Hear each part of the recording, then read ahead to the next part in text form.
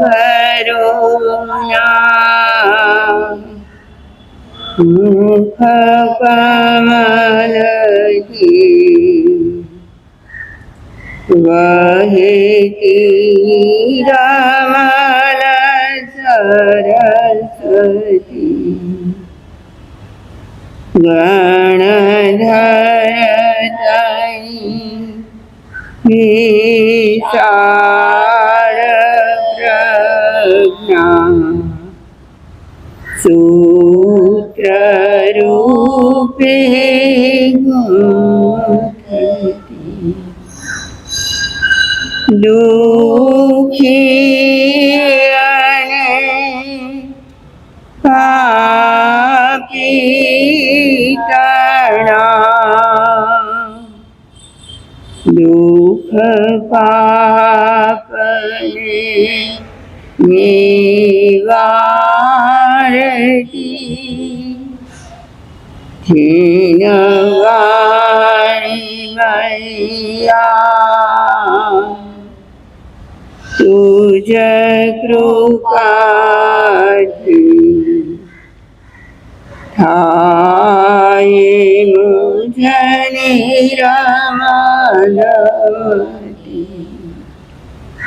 ધીનવાણી મૈયા તુજ કૃપાથી થાય મુજની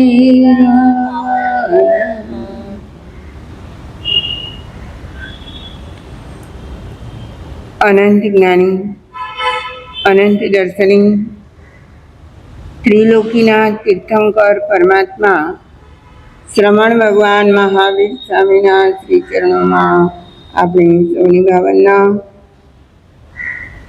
મારા તમારા અનંત અનંત ઉપકારી સર્વ ગુરુ ભગવંતોના શ્રી ચરણોમાં આપણે સૌની ભાવના ગુરુની માયા પૂજ્યવરા મુક્તલી લંબાઈમાં સતીજીના શ્રી ચરણોમાં આપણે સૌની ભાવના અનંત જ્ઞાની પરમાત્માએ જગતના સર્વજીવોના આત્મકલ્યાણ અર્થે આગમવાણીની પ્રરૂપણા કરી. આગમવાણી એ જ છે આરહત વાङ्મય. વાङ्મય કહેવાય છે સાહિત્યને. આરહત એટલે અરિહંતોના મુખમાંથી બહાર આવેલું સાહિત્ય. આ છે આગમો, આ છે નિર્ગ્રંથ પ્રવચન, જેના આધારે જગતના સર્વ આત્માઓ પોતાનું આત્મકલ્યાણ સાધી શકે. આપણે વિચારીએ અત્યારના જે જીવનને આપણે જીવી રહ્યા છીએ, જે જગતમાં આપણે બધા જ રહીએ છીએ, આ જગતમાં આધારભૂત હોય, આપણને ઉગારનાર હોય એવું તત્વ કયું?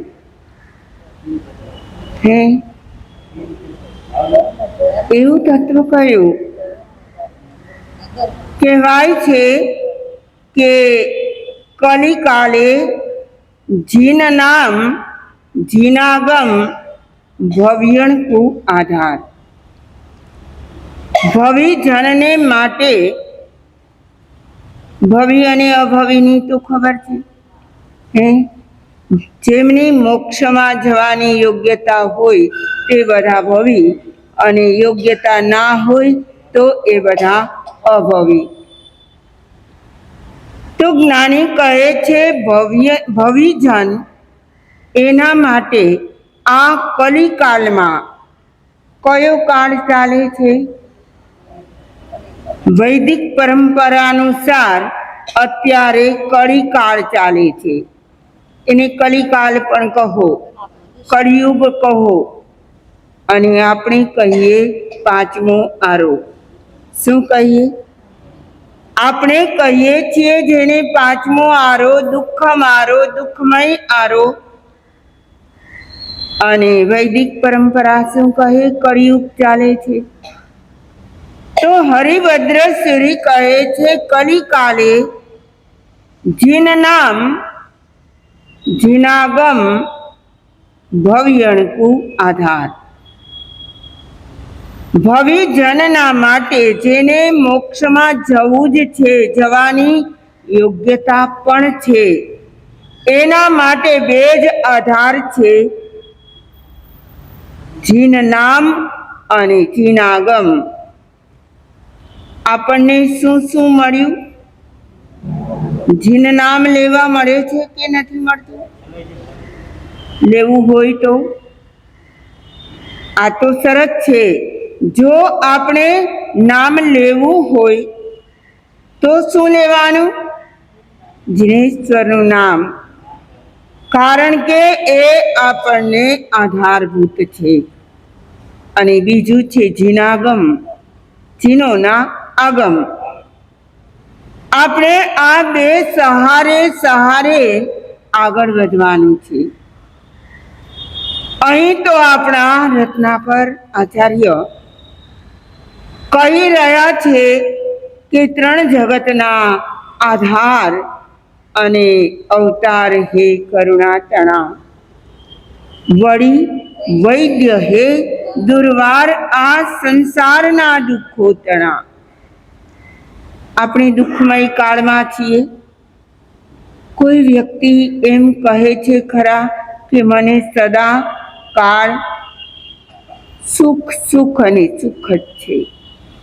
કંઈ ને કંઈ દુઃખની લહેરો આવે છે કે નથી આવતી? દુઃખ વધારે છે કે સુખ વધારે છે?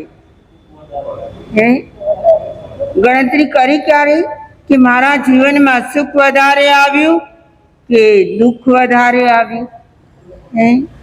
દુઃખ વધારે. કોણે મોકલ્યું? આપણને વધારે દુઃખી કોણે કર્યા? આપણે જ કર્યા. હા, હિંગવાલાના બહેનો તો બહુ જ તૈયાર થઈ ગયા છે. આપણે જ કર્યા છે. અને ભોગવવાના પણ કોને છે? આપણે જ છે. હા, તો કરીને આવ્યા છીએ એવા કર્મો જેનું પરિણામ અત્યારે ભોગવી રહ્યા છીએ. હા, ક્વોન્ટિટી શાની વધારે, દુઃખની કે સુખની? પ્રશ્ન તો એ છે કે સુખ વધારે કે દુઃખ વધારે? દુઃખ વધારે છે. અને એ બધા દુઃખો ભોગવવા આપણને પ્યારા લાગે છે, ગમે છે કે નથી ગમતા? આપણા જ બાંધેલા કર્મ ઉદયમાં આવ્યા છે. ભોગવી લઈએ તો આપણે જ હળવા થઈ જશું. અને છતાં પણ દુઃખ કેવા લાગે? અકારા લાગે. કેવા લાગે? એમ થાય કે આ દુઃખ આવ્યું છે, જલ્દી ચાલ્યું જાય તો સારું. આવું થાય કે ના થાય? આપણે બીમાર પડ્યા હોઈએ અને અશક્તિ આવી ગઈ હોય, પીડાઓ થતી હોય, ત્યારે શું થાય કે આ દુઃખ હવે તો પૂરું થાય તો સારું? પેલા ખૂબ આનંદથી, સુખથી, મોજથી રહ્યા અને આ દુઃખ આવી પડ્યું છે. સંસારના દુઃખો આપણે નિવારવા ધારીએ તો નિવારી શકાય કે નહીં? સંસારના દુઃખો આપણે એને ટાળવા ધારીએ, નિવારવા ધારીએ, નિવારી શકાય? કઈ રીતે? ઉપાય મને બતાવો. આપણા દુઃખો આપણે દૂર કરવા જ છે, તો એનો રસ્તો કયો છે? ઉપાય કયો છે?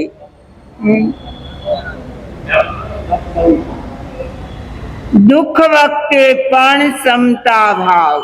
શું રાખવાનું? શ્રીમદ રાજચંદ્રજી કહે છે બંધ સમયે ચિત્ત ચેતીએ ઉદયે સો સંતાપ. આપણે ક્યારે સંતાપ કરીએ? ઉદય આવે ને આપણી નજર સામે આપણા શરીરથી આપણે ભોગવવું પડે, કષ્ટ આવી જાય, સંજોગો એવા બની જાય, ત્યારે આપણને વિચાર આવે હે કે હવે તો આપણે ચેતી જવું છે. પણ ચેતવાનું ક્યારે હતું? જ્યારે બંધ કરતા હોઈએ, કર્મ બંધનો આપણો ભાવ જ્યારે પ્રવર્તતો હોય ત્યારે ચેતી જવાનું છે. ત્યારે જો બંધ સમયે ચેતી ગયા તો ઉદયે સંતાપ ના કરવો પડે. હે અહીં તો રત્નાકર 25ની ગાથામાં કહ્યું છે કે હે ભગવાન, આપ તો આ દુર્વાર સંસારના દુઃખોના વૈદ્ય સમાન છો. કેવા છે? વૈદ્ય સમાન એટલે વૈદ્ય કામ શું કરે? એ રોગને નિવારે, એવા ઔષધો આપે કે જેના કારણે જે બીમારી હોય એ ધીમે ધીમે ધીમે કરતા નાબૂદ થતી જાય. હા, બીમારી નાબૂદ થાય, પણ અસાતા વેદની અને વૈદ્ય દૂર કરી શકે? હે કોણે બાંધ્યા હોય? આપણે જ બાંધ્યા છે, અને એમનો સ્ટોક વધારે છે. તમે કહો 1 વર્ષથી દવા ચાલુ છે, પણ હજી તો કાંઈ ફેરફાર લાગતો નથી. હે કોણ કરી દે ફેરફાર? વૈદ્ય કરી દે? નહીં. ડોક્ટરો, સર્જનો, હે ફોરેનના ડોક્ટરો હોય તો કોઈ ના કરી દે. અને તે છતાં એ દુનિયાના લોકો ક્યાં દોડે? હે જેવું દુઃખ આવ્યું, દર્દ આવ્યું, કષ્ટ આવ્યું તો એના ઉપાય માટે ક્યાં જાય?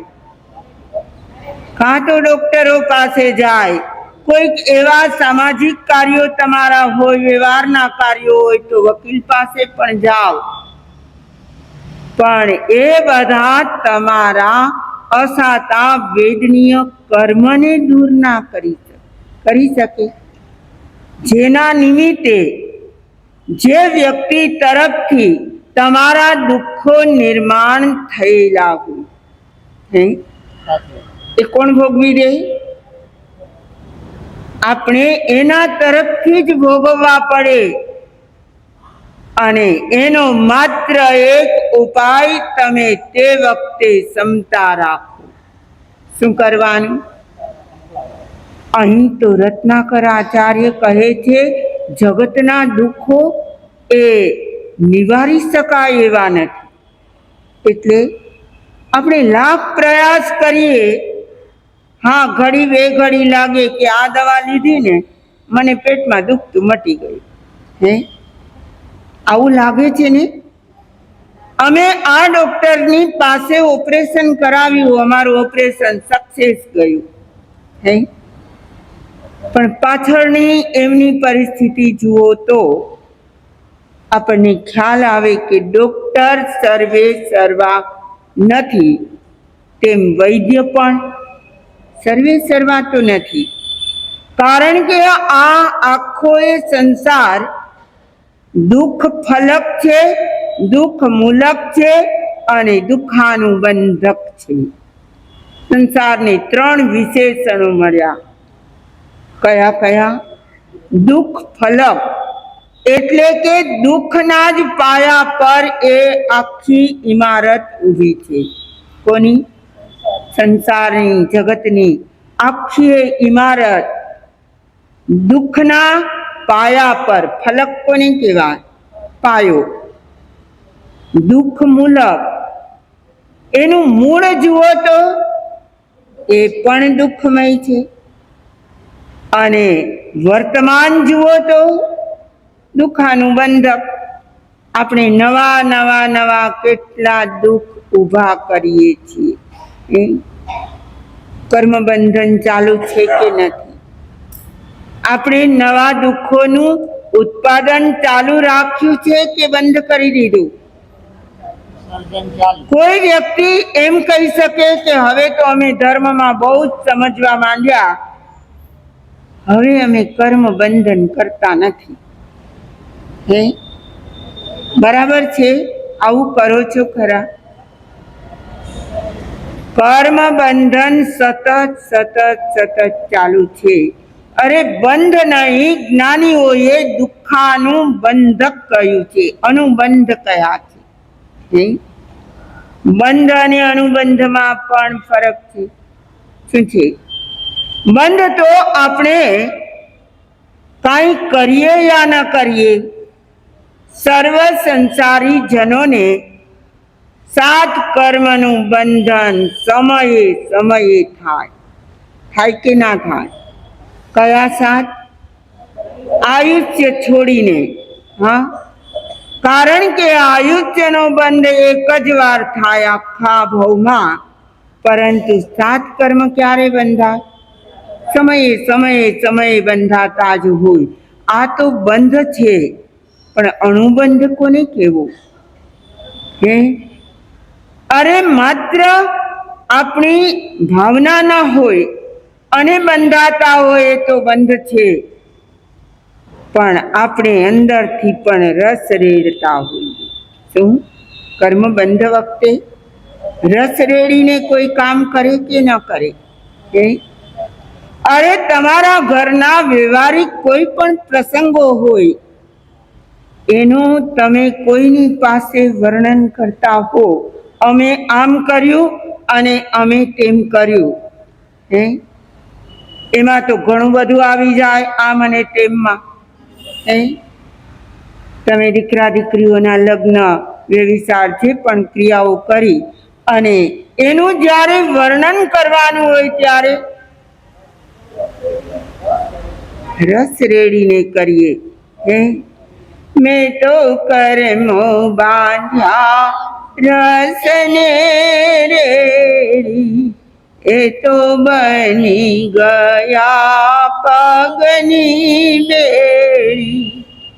ભરી હોશે બાવળને બાથ મારે, જાવું છે મુક્તિ મિનારે. અંતે જાવું છે ક્યાં? આહા, જો જગતના જીવોના મનોભાવો કેવા છે. કર્મ બાંધે છે રસને રેડી. એક સામાન્ય માત્ર બેનો અથાણા બનાવે ને, તો પણ કહે કે મારા હાથનું અથાણું આખું વરસ સરસ રહે. એમાં કઈ કર્મ બંધન થાય? થાય? અથવા તો ઘરમાં કોઈક વસ્તુ બનાવે, વેરાયટી બનાવે, તો મારા હાથની ચાખવા જેવી છે, ખવડાવો તો બધાને ખબર પડે. તો મારે તો એ કહેવું છે કે કામ કરીએ તો ખરા, પણ સાથે શું કરીએ? રસ તો રેડીએ. અને આ પણ એક જાતનું અહેમિયત છે. અહેમિયત સમજો? અહમપણું, હું કરું તે બરાબર. તો મેં તો કર્મો બાંધ્યા રસને રેડી, એ તો બની ગયા પગની બેડી. પગમાં બેડી જોઈ છે તમે? તો એ બેડી બની જાય પગમાં તો આગળ વધી શકાય ખરું? ગતિ અટકી જાય. ભરી હોશે બાવળને બાથ. આપણે સામે ચાલીને કોને બાથ ભરવા જઈએ? ખબર છે બાવળ કેવા હોય? એમાં શું હોય? ફૂલ હોય કે કાંટા હોય? એને બાથ ભરવા જઈએ તો શું થાય? આપણે જેટલો રસ રેડીએ, સમજી લેજો, આપણે સામે ચાલીને આપણી ઈચ્છાથી, આપણા ભાવથી કોને બાથ ભરીએ છીએ? બાવળને. કાંટા વાગશે કે નહીં વાગે? તો આવો છે આ સંસાર, કે સામે ચાલીને કર્મ બંધન કરીએ જ જઈએ છીએ. કેટલીક વાતો તો આપણને સમજાય પણ છે, નથી સમજાતી એવું નથી, કે અજ્ઞાનપણે બંધાઈ જાય છે. અરે લાખો કરોડોના અબજોના વેપાર કરનારાને આવી વાત ના સમજાય?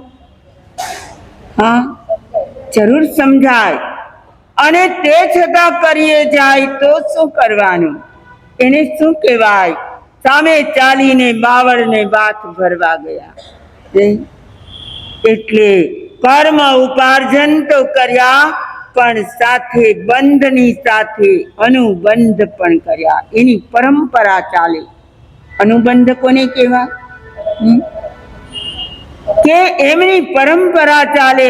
એક કર્મ બાંધ્યું, એને આગળ વધાર્યું, એને આગળ વધાર્યું. જેમ તમારી મૂડી હોય એને વ્યાજે મૂકી હોય, વ્યાજ વધતું જાય, એમ અહીં શું વધતું જાય? કર્મ બંધન કર્યા પછી એ જ વાતને જો વાગોળ્યા કરે, એમાં આનંદ માન્યા કરે, એક પ્રસંગ વિતાવ્યા પછી કેટલી વાર યાદ કરે? કેટલી વાર યાદ કરે? અરે વર્ષો વીતી ગયા હોય તો પણ કહે મારી દીકરીના આણામાં અમે આમ કર્યું હતું ને આ પ્રસંગ આવી રીતે કર્યો હતો. ભૂતકાળની વાતોને આપણે વાગોળીએ છીએ. શું કરીએ છીએ? બંધ થાય અને અનુબંધ પણ થાય. એની પરંપરા ક્યાં અટકે? અટકે ના. એ તો ચક્રવર્તી વ્યાજ બની જાય. મારે તો એ કહેવું છે, આચાર્ય શ્રી કહી રહ્યા છે, આ જગતના દુઃખો તો દુર્વાર દુઃખો છે. કેવા?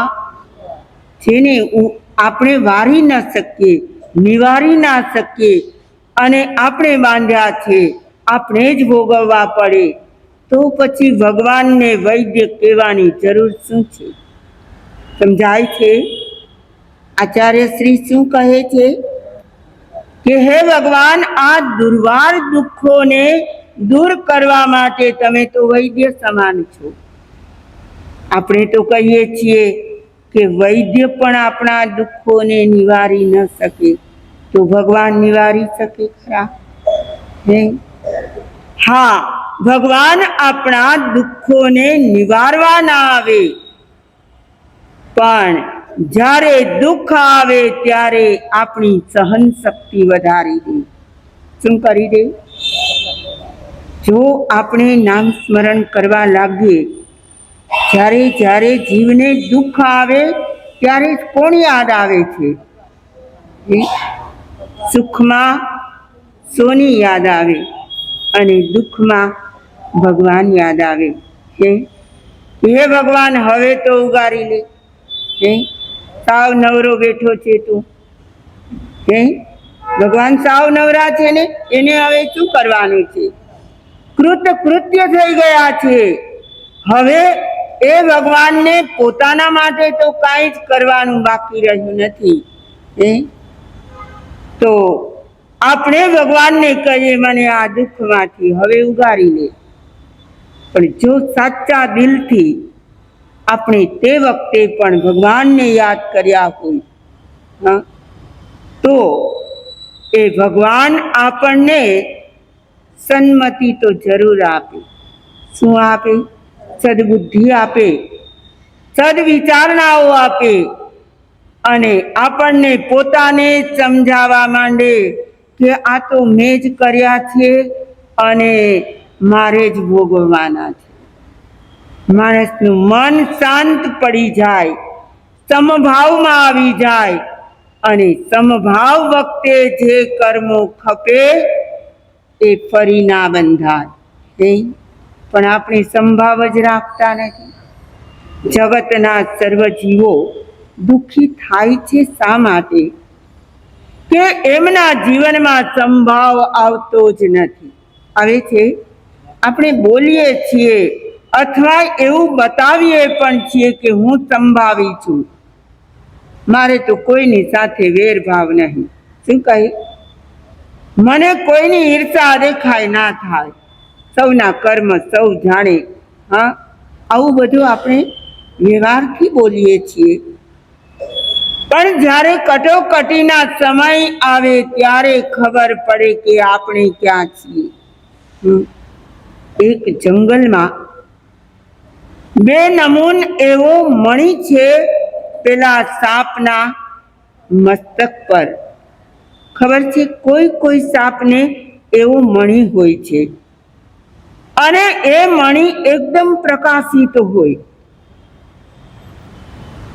હવે એ જંગલમાં બીજા અન્ય કેટલાક જંતુઓ જીવો રહે છે અને સર્પ એમના ખોરાક માટે, શોધખોળ માટે દરરોજ સાંજે નીકળે.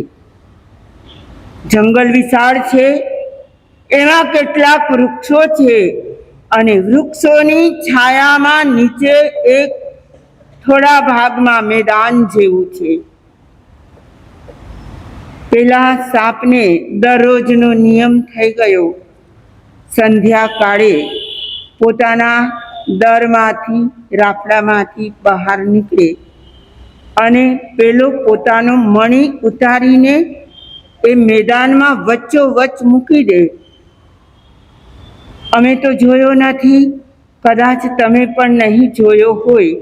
આ ગ્રંથકારોની, શાસ્ત્રકારોની વાતો છે કે એ મણીને સર્પ ઉતારીને નીચે મૂકી દે અને આખું મેદાન પ્રકાશિત થઈ જાય. જંગલમાં ક્યાંય સુધી એમનો પ્રકાશ રેલાતો હોય ત્યાં મૂકીને એ સર્પ બધે આસપાસ આટા મારે અને એમને યોગ્ય જે ખોરાક હોય એની શોધ કરે. આ શોધ કરીને જ્યારે પાછો આવે, એમને ખોરાક મળી જાય, ખાઈ લે, પછી એ પાછો આવે અને પેલા મણીને મસ્તક પર ધારણ કરી અને પોતાના સ્થાને ચાલ્યો જાય. આ વાત પેલા જંગલના ભીલ લોકોને ખબર પડી. ત્યાં જ રહેનારા છે, ત્યાં જ એમના ઝૂંપડાઓ છે. એટલે ભીલને ખબર પડી કે આ એકદમ પ્રકાશિત મણી દરરોજ આ સમયે પેલો સાપ બહાર નીકળે છે અને મણી વચ્ચે રાખીને શોધખોળ કરે ખોરાકની અને ફરી પાછો આવી જાય છે. હવે પેલા ભીલ લોકોને કોઈકે કહ્યું કે એ મણી તો બહુ કિંમતી હોય. એ મણી બહુ જ કિંમતી હોય, અગર મળી જાય તો વ્યક્તિ માલામાલ થઈ જાય. આપણને કોઈને મળે તો લઈ લઈએ કે ના લઈએ? લઈ તો લઈએ, પણ મળવો જોઈએ.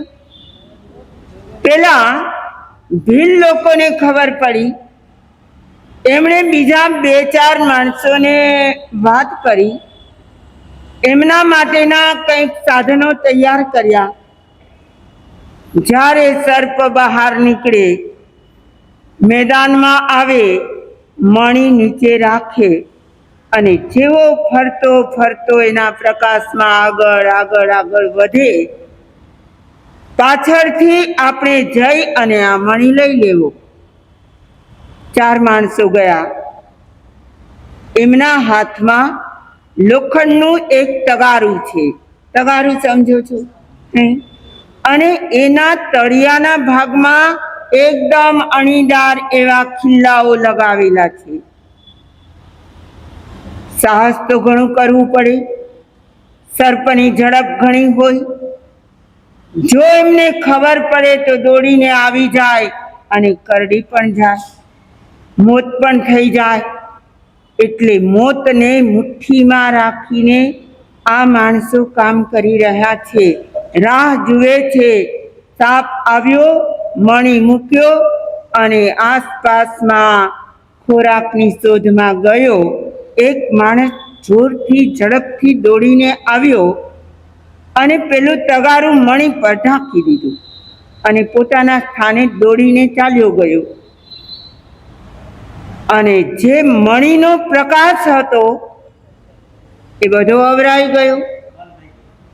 હવે પેલો સાપ તરત ખબર પડી જાય કે રોજ તો પ્રકાશમાં આટા મારતો હોય અને આજે અંધારું થઈ ગયું છે, જરૂર મારો મણી અહીંથી ક્યાંક ગયો છે, કોઈએ લીધો છે. એ તરત જ ફરીને પોતાના સ્થાને આવ્યો અને આવીને નજર કરે તો ક્યાંય પ્રકાશનું નામ નથી. લોખંડ વજનદાર છે, તગારું, અને એ ઢાંકેલું છે. પેલો સાપ વિચારે છે, મારો મણી ક્યાં ગયો, ક્યાં ગયો. જેની જે વસ્તુ હોય એની એ શોધ કરે. પેલો સાપ પણ શોધમાં છે.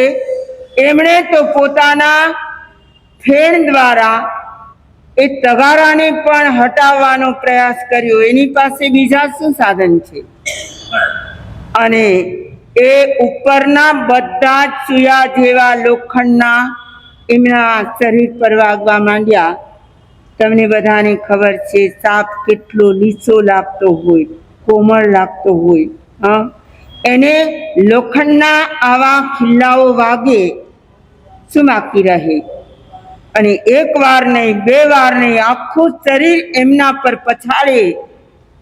અને એમ કરતા કરતા લોહી લુહાણ થયો. ત્યાં ને ત્યાં સાપ તો મૃત્યુ પામ્યો.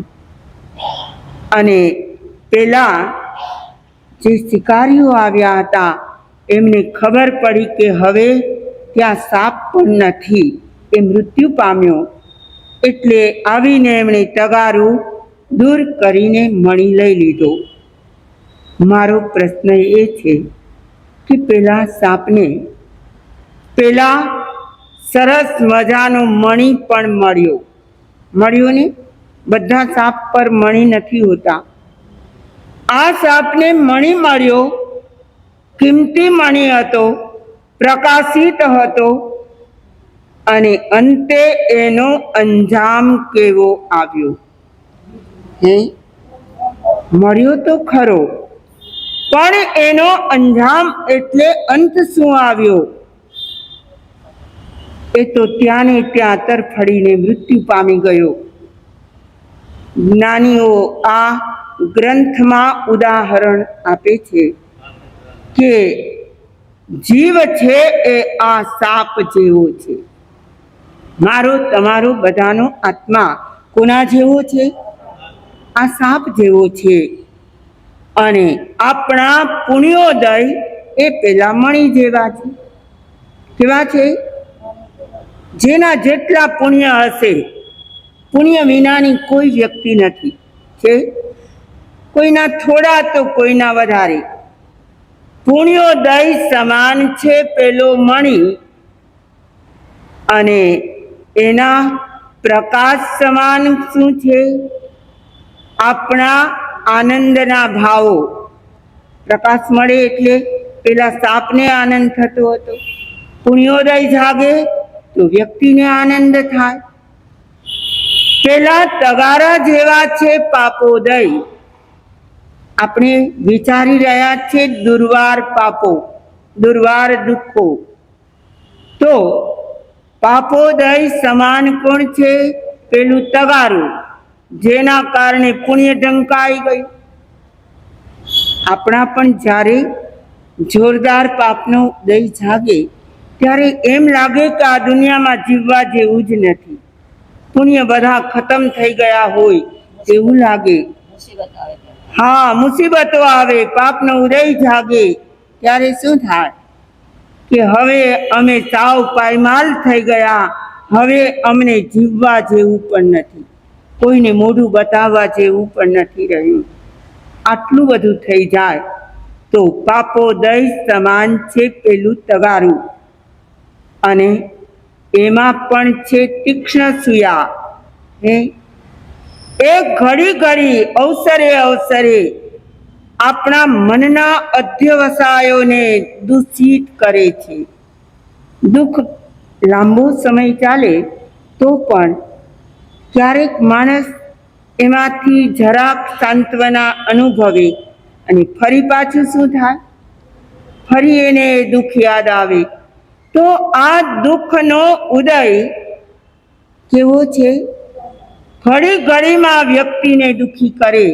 આજે પ્રસંગ હતો ને યાદ આવી ગયું. કોઈ વ્યક્તિ ગઈ હોય તો શું વિચારે? આજે પ્રસંગ હતો એટલે વ્યક્તિ યાદ આવી ગઈ. કેટલા વર્ષ વીતી ગયા હોય તો પણ વ્યક્તિને પેલી વ્યક્તિ યાદ આવે. શું કારણ છે? કે આવા આપણા પાપોદયના પણ તીક્ષ્ણ સુયાઓ છે, જે સમયે સમયે જીવને ભૂકાયા કરે. જ્ઞાનીઓ કહે છે, આવા દુર્વાર દુઃખો જેને નિવારી ન શકાય, અવશ્ય ભોગવવા પડે. એવા નિર્ધત પણ હોય, એવા નિકાચિત પણ હોય. હોય કે ના હોય? નિર્ધત અને નિકાચિત સમજો છો ને? તો જે અવશ્ય મેવ ભોગવવા જ પડે એને નિકાચિત કર્મ કહેવાય. લાખ પ્રયાસ કરીએ, ગમે તેટલા ઉપાયો કરીએ તો પણ આપણે ભોગવવા જ પડે. પણ તે વખતે શરણ લેવું હોય તો કોનું લેવા? વિતરાગ વલ્લભ વિશ્વના તુજ પાસ અરજી ઉચરું, જાણો છતાં પણ કહી અને આ હૃદય હું ખાલી કરું. કોના શરણે જવાનું? જગતના શરણ તો બધા ક્ષણિક છે. તમારી પાસે પુણ્યોદય છે ત્યાં સુધી બધા જ સગા છે. તમારો પાપોદય શરૂ થયો, સગાઓ બધા દૂર થનારા છે. કેવા છે? આ છે સંસારનું વરવું. અને આ બધા નથી જાણતા એવું નથી, જાણે છે, અનુભવે છે. ઘણી વાર બોલતા પણ હોય કે અમે એમના માટે કેટલું કર્યું. શું? અમે એમના માટે કેટલું કર્યું અને એમનો જ્યારે સમય છે ત્યારે એ અમારી સામે પણ જોતા નથી. આવું છે આ દુનિયાનું વરવું. પેલા આચાર્ય રત્નાકર સુરી કહે છે કે ભગવાન, આપની પાસે હું મારા હવે પાપોને, દુઃખોને, દોષોને રજૂ કરું છું. જો કે તમે તો બધું જ જાણો છો. શું કહે છે? જાણો છતાં પણ કહી અને આ હૃદય હું ખાલી કરું. દોષોથી હૃદય ભરેલું છે. હે ભગવાન, તમે તો બધું જાણો જ છો, પણ હું એકવાર મારા મોઢેથી બોલી જાઉં, હું હળવો થઈ જાઉં. હવે હળવા થવા માટે આચાર્ય શ્રી કેવા પ્રયાસો કરશે? એમના ભાવો થશે.